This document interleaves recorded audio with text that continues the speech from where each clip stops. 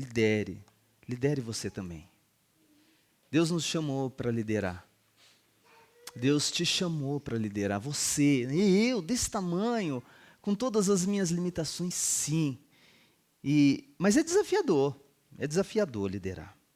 Eu queria agradecer muito a você que nos visita.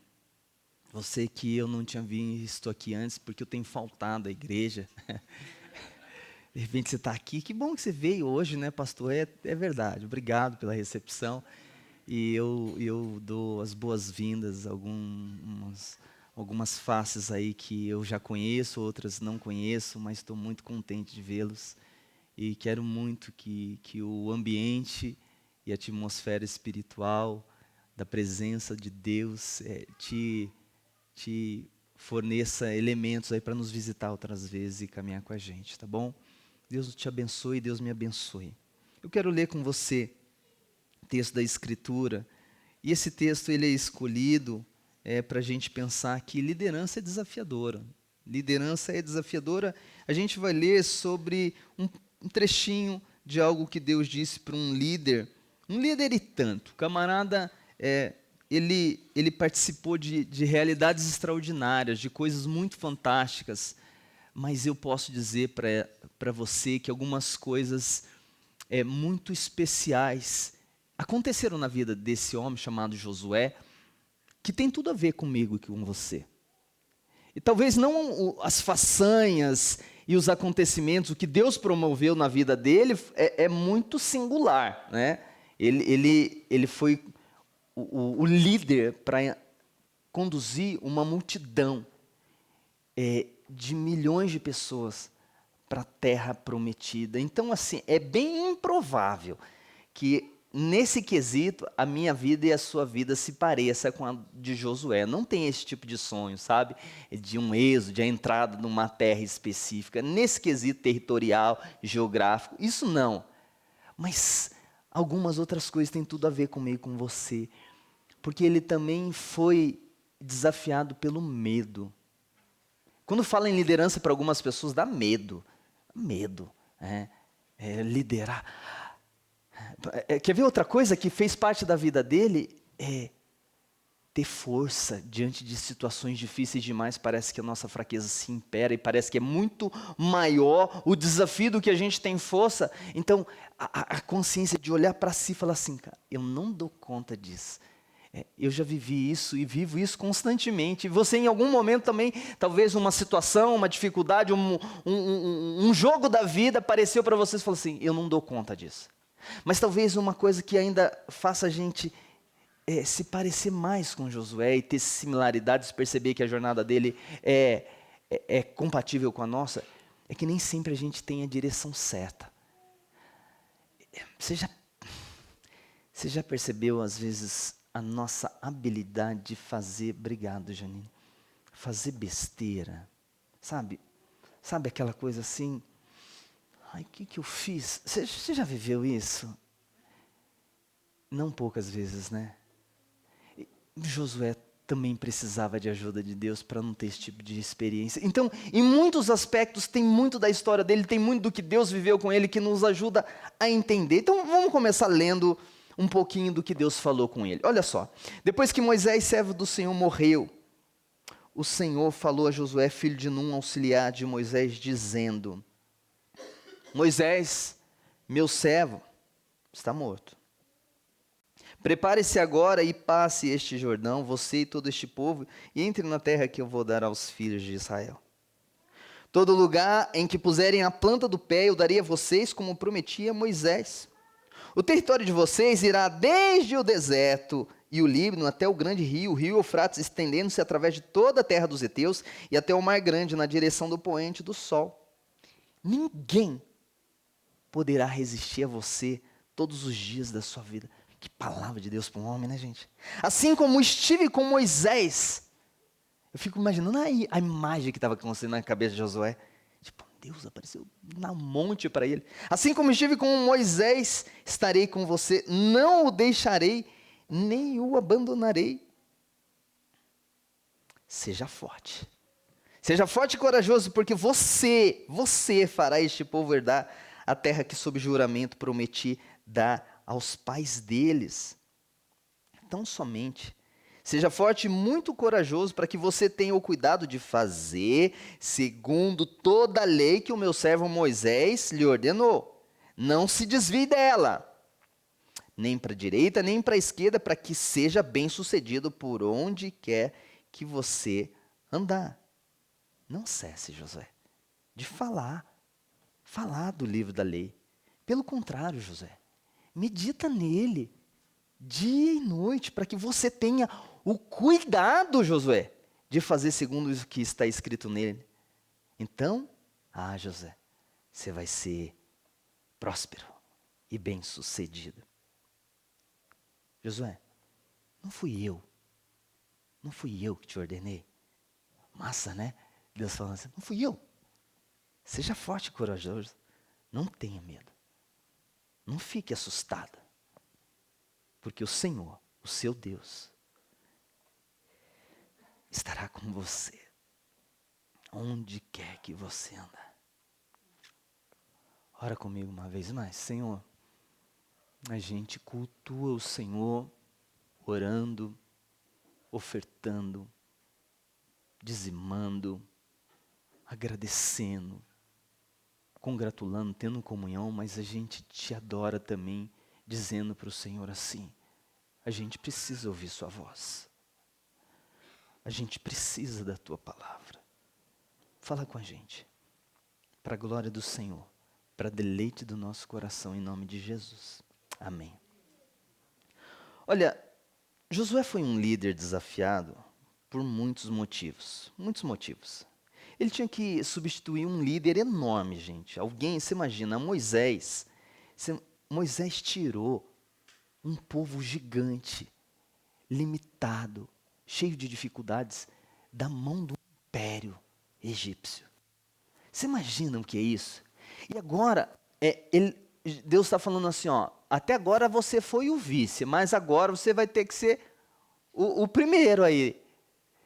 Eu fico imaginando os tremores, porque assim, quem era Moisés? Era um líder e tanto, um líder conhecido. Pra você ter uma ideia, na tradição tanto hebraica, quanto na tradição cristã, quando a gente fala da lei, que é lei de Deus, não muito poucas vezes a gente fala assim, olha, sabe a lei de Moisés? Se chama de a lei de Moisés. Você imagina a representatividade, a relevância desse sujeito. Só que o seguinte, era um povo gigantesco, evidente que Josué tinha já enfrentado algumas batalhas, alguns reis, tinha vencido determinada coisa, só que assim, era uma experiência nova. Ele, além de ter que liderar um povo gigantesco, que ficou peregrinando no deserto, não tinham ali um povo de muitos heróis, de muitos soldados. Não era gente tão combativa assim. E agora eles tinham que entrar e triunfar sobre uma terra. Não bastasse isso, gente. Ele já não era tão novinho. Já tinha um tempinho ali na jornada. Então ele tinha diante de si vários desafios. Moisés veio preparando Josué para esse momento aqui, uma série de coisas aconteceu, só que daí você olha assim, Deus fala para esse homem ser forte, ser corajoso, ter integridade, e é sobre essas 3 coisas que a gente vai falar, mas você fala assim, André, ele já não tinha tudo isso? Já. Isso que me choca, você olhar para a vida de Josué, você vai descobrir que ele era um homem extremamente corajoso. Ele já tinha enfrentado enormes batalhas, ele tinha enfrentado oposições imensas. Ele foi um daqueles espias que olhou na terra, viu gigantes, e ele foi um lá que voltou com testemunho e falou assim, não, Deus vai nos dar essa terra. Ele já tinha visto Deus fazer inúmeras coisas e se manteve fiel, leal ao lado de Moisés. Mas mesmo assim Deus chega para ele e fala assim, tenha coragem. Porque Deus sabia que nesse contexto haveria de ele sofrer embates que fariam que o seu coração se amedrontasse. Deus fala para ele assim, tenha força, por quê? Porque sabia que ele estaria diante de um cenário que seria gigantesco para ele e que ele precisava ter força. E falou para ele, olha, tão somente, é interessante essa terminologia bíblica de tão somente, falar assim, por favor, presta atenção nisso aqui. esse livro aí, essa lei, gruda nesse negócio, cola nesse negócio, se apega a isso aí, porque isso é crucial para a sua jornada. Ele diz de tudo isso aí para Josué. Agora, eu sei que quando a gente olha isso daí e fala sobre liderança, há um receio no meu e no seu coração. Como o Rodrigo já mencionou semana passada, quando vem essa ideia de liderança, a gente é muito influenciado pelos estereótipos. Quem é o líder? O líder é o que fala, o líder é o que representa, o líder é o que conduz as pessoas. Gente, em muitos momentos, esses são líderes, mas há uma enormidade de percepção de liderança que consta nas Escrituras e não necessariamente se reproduz no nosso mundo. Tem um líder que afetou e afeta bastante a minha vida, o nome dele é Ricardo Agreste. Ele tem uma definição de liderança que é muito bacana. Presta atenção, ele diz assim, Gabriel, liderança, de um jeito cristão de pensar, é o processo de desenvolvimento contínuo. Não é algo estático, é um processo de desenvolvimento, no qual homens e mulheres usam as potencialidades recebidas por Deus a fim de influenciar pessoas, grupo de pessoas e a própria cultura que está ao seu entorno na consciência do propósito de Deus para suas vidas. Eu vou pegar essa definição e jogar para a vida de Josué, só para você ter uma ideia. Como faz todo sentido, e isso aqui é uma excelente definição. Eu dou aula sobre liderança no seminário, mas essa é uma das definições que eu mais gosto. Por quê? Porque liderança é processo de desenvolvimento. Não existe essa conversa, olha, esse nasceu líder. Não, Deus chamou seus filhos para liderar. Porque liderança não é comando. Liderança não é condução de um grupo, apenas isso. Liderança é muito mais, numa perspectiva cristã, é influência. É influenciar as pessoas na direção dos propósitos de Deus. E é fantástico porque Josué foi exatamente esse sujeito. Quando você descobre a caminhada dele, você vê que desde o início, Deus foi moldando ele, desde aquele momento de enviar ele para reconhecimento da terra, até todo passo a passo que ele ficou perto de Moisés. Moisés impôs as mãos sobre ele, Moisés pôs ele para liderar o povo em batalha. Moisés fez com que ele, em um determinado momento de intercessão, ele estava segurando as mãos de Moisés para orar, ele ficava diante da tenda, quando Moisés subia para falar com Deus, ele ficava bem juntinho, aprendendo piedade. Moisés conduziu e treinou esse homem, e as potencialidades foram sendo desenvolvidas, é um processo. Então você que se acha assim, mas Deus está te desenvolvendo. E por que a gente fala sobre influência? Por que liderança é influência? Porque é exatamente isso que Deus nos chamou para fazer. É interessante que a terminologia das Escrituras para isso, ela é reconhecida em metáforas. As Escrituras dizem que nós somos o sal. Ou influência que tem um sal, né? Eu sou desses que gostam muito de sal. Embora nutricionistas dizem que não faça tão bem para a vida, pelo menos para a língua faz um bem lascado, né? Como é bom um salzinho na picanha, e como é terrível um feijão sem sal. Eu amo feijão, mas feijão sem sal, gente, é o horror.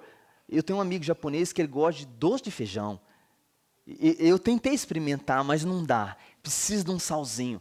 Gente, o sal influencia demais, e Deus nos chamou para influenciar, mas daí é um detalhe. Josué foi chamado para influenciar, mesmo às vezes a contragostos do povo. Para você ter uma ideia, quando ele foi lá ver, e espiou a terra e voltou, e ele precisou dar o parecer dele, o que você acha que ele queria naquele parecer? O dele, o de Caleb, quando ele fala assim, não, a terra é boa, tem coisas boas, há enormidade de coisas boas. O que ele queria nesse testemunho?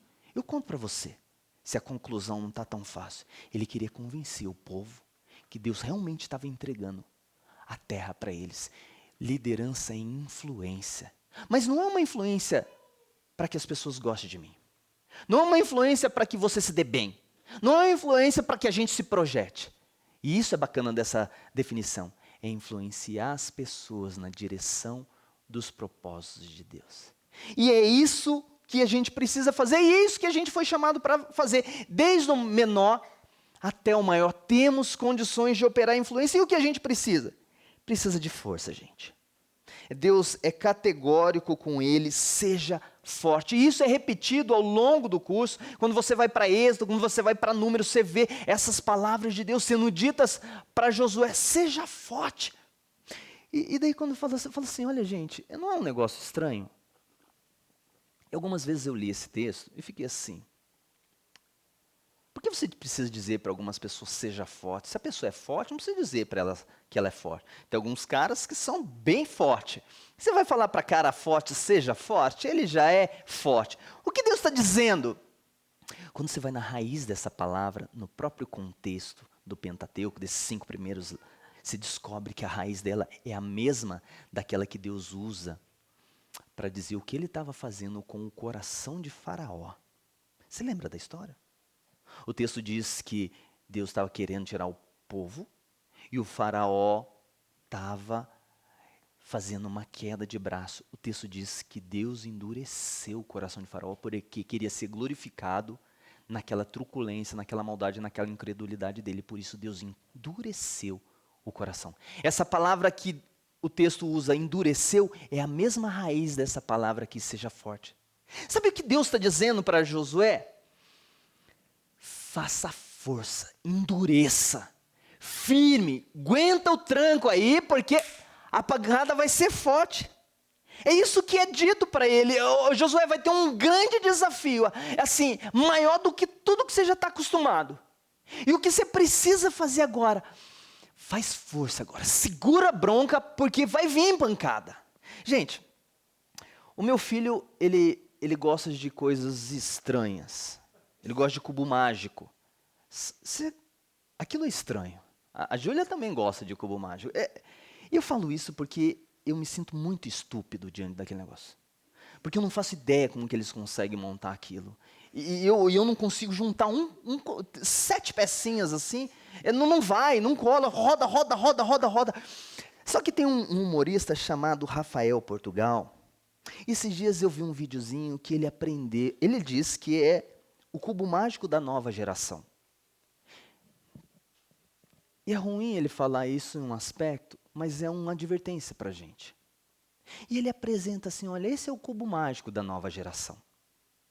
E talvez a nova geração faça parte de todos aqui, de alguns, não sei. Eu senti o puxão de orelha. Esse cubo mágico que ele apresentou, todas as cores, todos os lados são da mesma cor. Aí fala, mas esse aqui é o cubo mágico dessa geração, aqui ninguém sai frustrado. Todo mundo pode brincar e ficar feliz, todo mundo consegue montar, ninguém erra, ninguém se sente o estúpido que o André se sentiu diante do cubo mágico do Gabriel. Aqui todo mundo é vencedor, por uma geração que não pode ser frustrado, por uma geração que não pode receber não, por uma geração conhecida como vencedores. Eles ganham tudo. Sabe, gente, Deus não tem problemas, deixa eu falar uma coisa para você. Deus não tem problemas em colocar a gente em situações difíceis. Essa história aqui de Josué com o povo é para mostrar assim que não é sinal de amor proteger ao ponto onde a gente não seja exposto a grandes desafios. Ali não tinha homens, só adultos, assim, ó gente, vamos esconder das crianças que vai ter uma grande batalha agora. Que vai ter gente querendo matar a gente, trucidar a gente, que vai ter gente odiosa aqui. Não tinha, gente. Tinha ali um grande exército, tinha uma grande batalha sendo enfrentada, e o nosso Deus não faz questão de falar assim, olha, proibido para menores de tal idade, vamos contar agora que a gente está indo para um parque de diversões. Quando os pais deles não voltarem, você fala que o Papai Noel levou. Não tem, a conversa era guerra, era enfrentamento. E, gente, eu sei que a gente vive numa geração onde, assim, parece assim, não, vamos colocar veludo, vamos sempre colocar, deixar tudo macio, tudo fácil. E sabe o que a gente faz com gente tudo fácil? Parece que não cria fibra. Gente, olha, eu entendo das dores, eu entendo que a gente vive tempos onde a realidade das doenças da alma estão aí, e a gente sente tristeza imensa, e nós estamos num mundo que amarga a gente, mas me parece que Deus chega para esse homem e fala assim, ó, engole o choro, Josué. Faz cara de valente, estatela os olhos e vai para cima, irmão. Porque agora é enfrentamento, você tem que ter força. Não dá para chegar com o corpo mole. Força, amigo. Segura o baque aí, porque a pancada vai ser grande. Gente, nessa hora Deus está falando assim, para de ter dó de você. Para de falar assim, puxa, ai, tá tão difícil. Acho que eu quero parar, eu quero desistir. Gente, é estranho, o mundo está olhando para a nossa geração, no mundo atual, e nunca se viu gente tão disposta a desistir. Com tanta dificuldade de falar assim, olha gente, tem uma responsabilidade, tem um compromisso, quem pode assumir? Ó. Todo mundo foge, sabe, é terrível saber que alguns homens não querem sair de suas casas, do seu conforto, para assumir uma família. Por quê? Porque eu não quero o compromisso. Por quê? Porque exige dureza e eu quero maciez. E conta-se, gente, nós estamos, de alguma forma, e eu quero entender isso, porque é evidente que eu sou esse mais tendencioso à pancadaria. A minha família, o meu filhinho sabe disso. Que eu não gosto muito de aliviar. Eu tomo chute na canela recorrente vezes e vou de novo para tomar outro. E me parece que a vida me chama a isso. E quando eu olho para as Escrituras, eu vejo Deus querendo fazer gente forte, que segure a bronca. E para a gente segurar a bronca, a gente tem que parar de olhar para si e falar assim, ó, que dó de mim. Sabe, você precisa cuidar da sua família, força! Você precisa ir bem na escola, nos estudos, força. Você precisa suportar o tratamento da saúde e esse momento difícil com força. A gente precisa influenciar as pessoas de verdade num mundo que é hostil a gente. Numa sociedade que não vai falar assim, nossa, que bom que você quer me falar de Jesus. Estava aqui me perguntando que hora que um cristão ia me apresentar. Uma pessoa pode fazer isso, mas a maioria vai falar assim, para lá com isso. E a gente quer um ambiente extremamente confortável e a gente está com dificuldade de enfrentar a dureza da vida. E daí a gente vai se soltando. Olha, a minha mãe muitas vezes disse isso para mim. E eu acho que alguns de vocês lembram disso. Engole esse choro.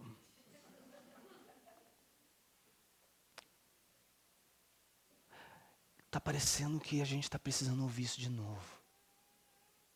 Ai, que dureza!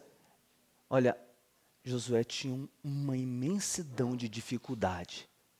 E eu vou falar para você, eu e você não podemos ter dozinha da gente. É horroroso isso. A gente fala assim, nossa, coitadinho de mim, né? Ah, mas que dó de mim. E quando a gente começa a se convencer disso, a gente pede que as outras pessoas também.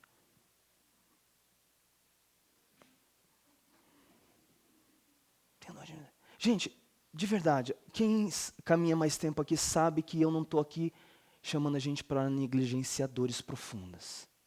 Momentos difíceis, chorar com quem chora. Não é disso que eu estou falando. Me entenda. Eu quero me solidarizar com você. Mas eu preciso de alguns momentos de entender que agora não era para chorar. E que Deus nos dê discernimento, porque tem hora que é assim. Engole e vamos, porque o que está diante da gente é maior. É isso que Deus está falando para ele. Mas Deus não fala só isso, fala para ele assim, ó, coragem. Coragem. Coragem sabe por quê? Você vai ter medo, amigo. Você não fala para um homem ter coragem se não tem perigo. De verdade, me assusta Deus. Se um dia a hora que Deus falar assim para mim, André, coragem, eu falo, meu Senhor. Ele está falando assim, José, você vai ter um medão tão lascado.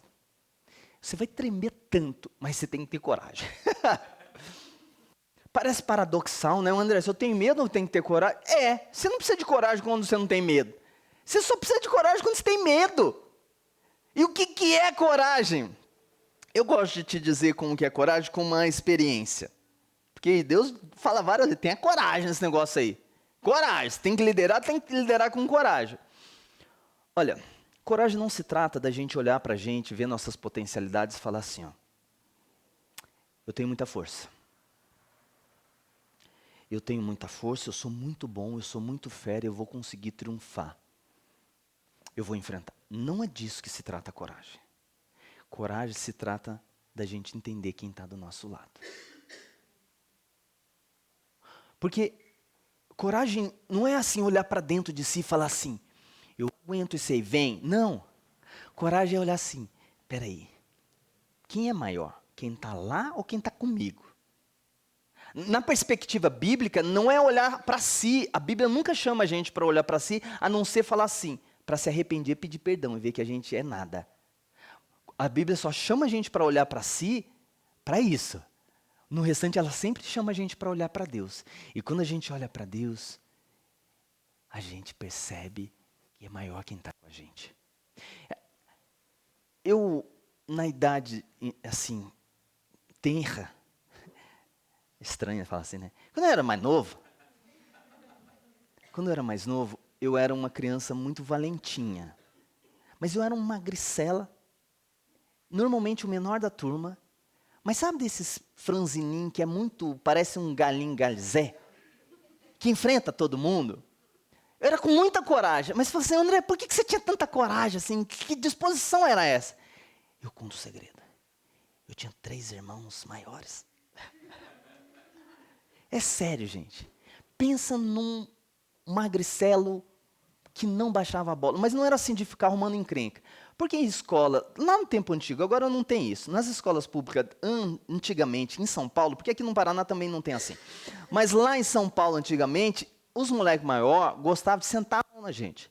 Bater, roubar o lanche. Tinha um tanto de coisa assim que não tem mais hoje, Andréia, nas escolas desse Brasil.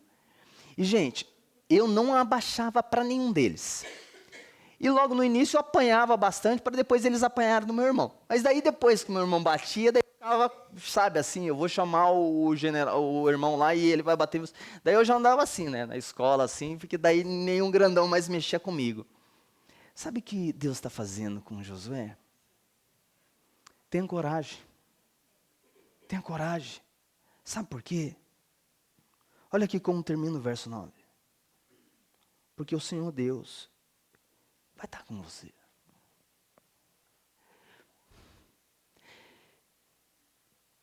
Eu acho que eu tenho muito medo.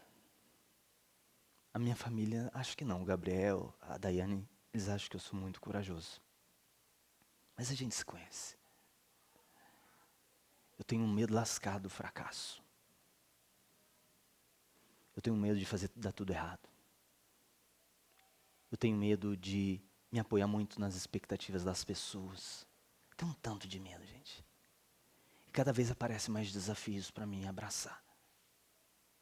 E como é gostoso, no meio desse mundo terrível, quando você toma a decisão, por exemplo, de ter um filho, pensando na loucura que é o mundo. Decidir pelo ministério quando você sabe que muitos pastores vivem uma vida tão difícil, suas famílias são tão dilaceradas. Encarar e se apaixonar pela realidade da igreja, onde se descobre às vezes que muitas pessoas se machucam, e tem muitas realidades de igrejas que machucam pessoas. Como continuar empolgado, motivado, disposto, sabendo das coisas que eu sei. E é bem possível que quando esses cenários vêm à tona, eu sei mais do que vocês, dos perigos que eu corro e que a minha família corre. Sabe por que eu continuo? Porque isso aqui é muito real. Eu estarei com você. O Senhor, seu Deus, estará com você.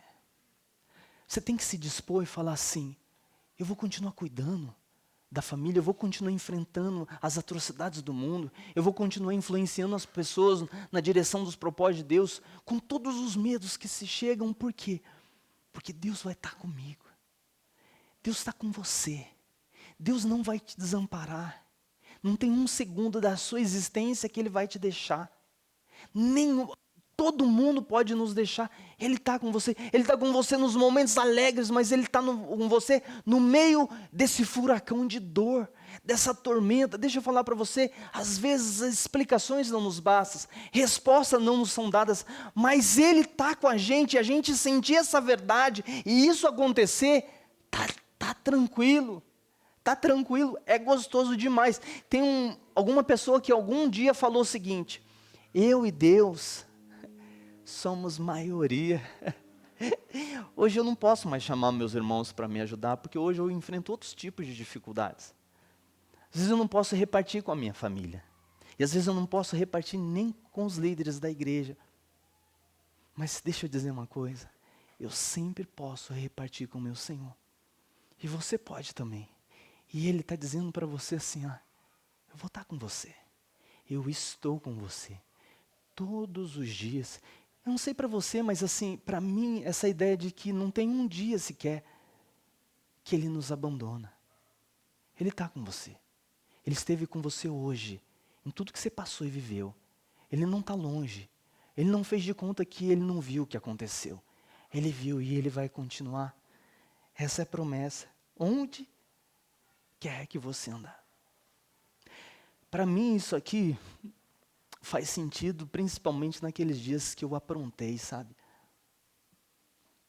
Porque pensar que Deus está comigo aqui na igreja é massa, mas é chocante. Pensar que eu pisei em alguns lugares que eu não devia ter pisado, e ali também Ele estava comigo. Evidente que estava triste, evidente que estava assim, André, você não devia estar aqui nem fazendo isso. Mas até ali, e principalmente ali, porque Ele me tirou de lá e Ele te tirou também. Ele esteve com você. Mas assim, ó, a gente precisa de força. A gente precisa de coragem, mas a gente precisa de direção. Eu não sei se você já percebeu, e como eu falei no início, o quanto a gente faz besteira. Josué, você precisa de força, Josué precisa de coragem, mas Josué, você precisa de direção. Se você, Josué, não guardar as minhas palavras, não meditar nisso aqui, não falar disso aqui, você vai fazer besteira.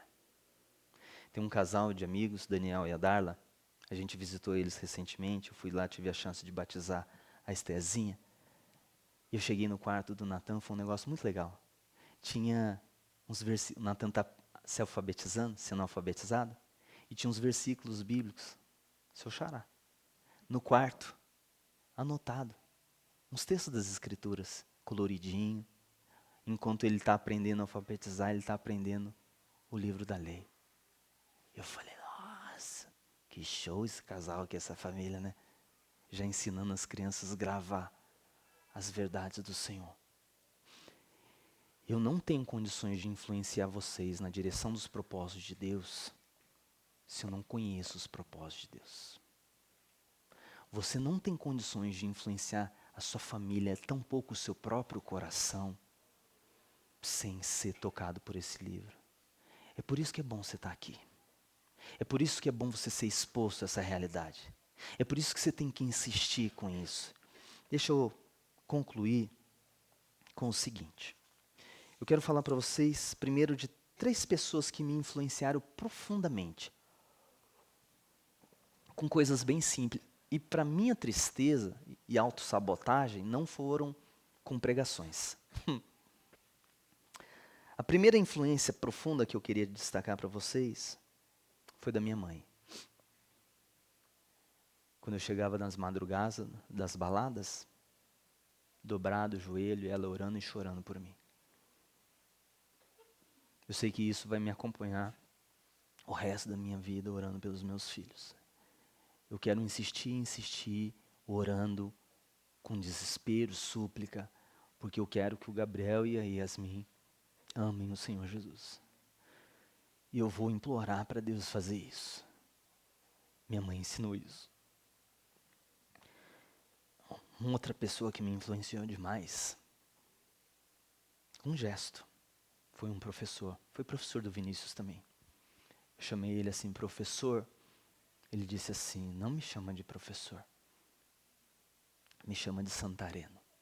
Ele já era mestre, missionário, pastor. E ele falou assim, me chama de Santareno. E ele não fez isso porque ele esnobava o título de pastor, de mestre, de professor. Mas ele queria me lembrar que ele era só o Santareno. Eu aprendi com ele uma única vez e aquilo marcou minha vida. Por isso você vai ver várias pessoas daqui da igreja não me chamando de pastor, me chamando de André. E eu estou de boa, tá? Pode chamar de pastor, mas pode chamar de André também. Eu sou só o André. Deus me chama de André. Ele não me chama de pastor André, tá? Ele fala André, assim como ele fala do seu nome. E uma terceira influência, vou pegar a cola aqui que eu anotei. Eu sabia que eu ia esquecer, por isso que eu tinha que anotar. Aqui. Quando eu cheguei em Curitiba, eu não sabia que igreja eu ia congregar. E aí eu fui visitar uma igreja e ganhei um abraço. Parece bobo, né? Mas ganhar um abraço depois de um ano em Curitiba é um negócio impactante, gente. Eu ganhei um abraço numa igreja, Nelson. Viu, Nelson? Continua abraçando as pessoas. O Nelson é alguém que gosta de abraçar, eu amo isso. Foi o abraço da avó da minha esposa.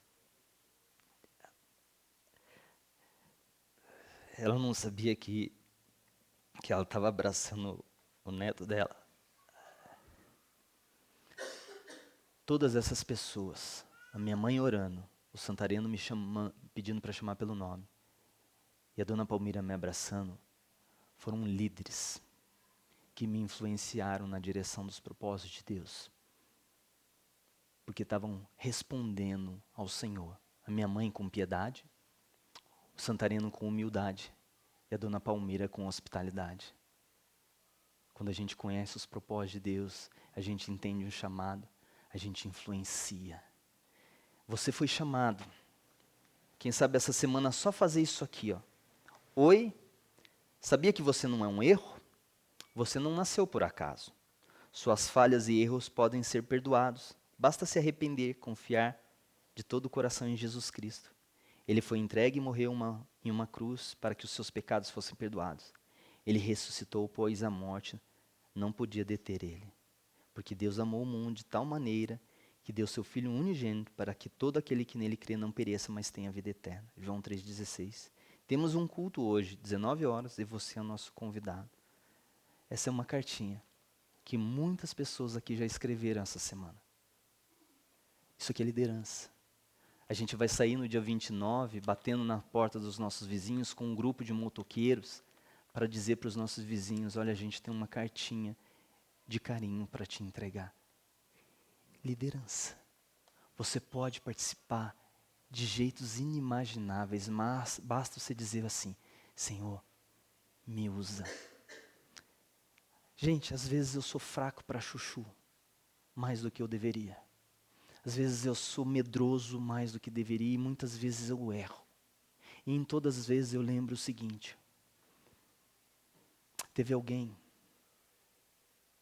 que foi mais forte que todos nós, que teve mais coragem do que todos nós para enfrentar uma cruz e uma humilhação sem igual. E guardou do início ao fim da vida dele a lei de Deus.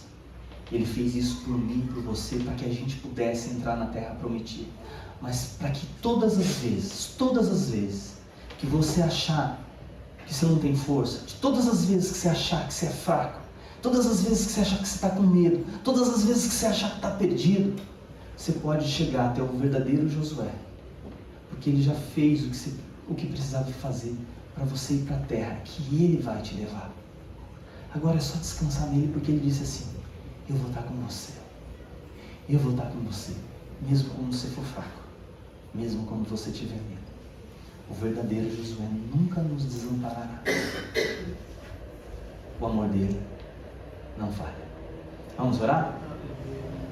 Senhor Deus, obrigado por essa noite. Obrigado pela tua palavra, Senhor. Obrigado. Senhor, eu clamo ao Senhor. O Senhor nos chamou para influenciar as pessoas na direção dos propósitos do Senhor. A Yasmin vai escrever uma carta dessa, Senhor. Os meus filhos estão querendo ser usados pelo Senhor para liderar pessoas na direção dos seus propósitos. Isso não se trata de mandar em ninguém, de comandar ninguém. Se trata simplesmente de dizer: eis-me aqui para te servir, ó Deus. Deus amado, há uma alegria tão grande em ver pessoas fazendo as coisas que um dia o Senhor pôs no nosso coração. O Cláudio não está aqui hoje, mas esse evangelismo que vai acontecer sábado nasceu no seu coração, Deus, mas o Senhor tocou o coração do Cláudio, naquele grupo de motoqueiros. E agora, Senhor, a nossa igreja está se mobilizando para um grande evento evangelístico por causa de uma pessoa que influenciou todos nós aqui. Que coisa mais linda! Senhor, abençoa todos nós aqui, para que a gente possa sim seguir o Senhor nisso que o Senhor está nos chamando a fazer. Para que a gente ouça as Tuas palavras dizendo: seja forte, que a gente possa ser forte na hora que tem que ser forte. Ser corajoso e enfrentar os medos, sabendo que a gente tem uma companhia imensa de um grande Deus. Mas sobretudo o Senhor nos dá amor por essa lei, por ela faz tão bem para o nosso coração e ela nos guia nos Teus propósitos. Abençoa o Seu povo, abençoa cada um que está aqui, em nome do Senhor Jesus, amém.